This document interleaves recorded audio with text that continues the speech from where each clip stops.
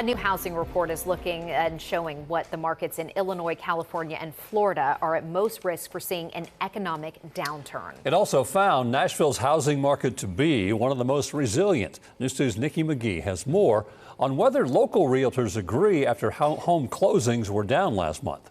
The greater Nashville area saw a slight dip in February housing numbers, showing 5% fewer closings compared to this time last year. Definitely a year where we, experienced higher interest rates, inflation was up. There was, the election had a lot to do with, people not wanting to buy or sell. However, you won't find realtors like Brian Stewart losing sleep over it. He's the president of Sumner Realtors and also owns One Stop Realty in Hendersonville. He says his area has in fact seen an increase in homes under contract by about 4%.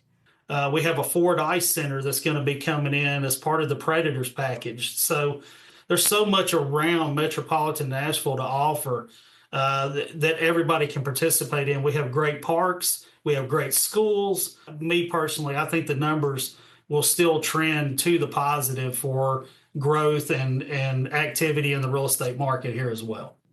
A new special housing risk report shows Nashville as the least likely to see a housing market downturn, along with areas in Washington, D.C. and Richmond, Virginia. The study looking at affordability, foreclosures, and underwater mortgages. Other areas, the entry point to home ownership is so much higher, and then you have higher homeowners insurance rates in those parts of the country. California, obviously, because of the fires, Florida, because of the hurricanes, the coastline. In the coming months and years, Middle Tennessee realtors expect to see a more balanced and stable market. It's a good time to buy because there are choices and there's opportunity to get closing costs paid for, some seller concessions to buy the interest rate down. Again, Nashville's a great place.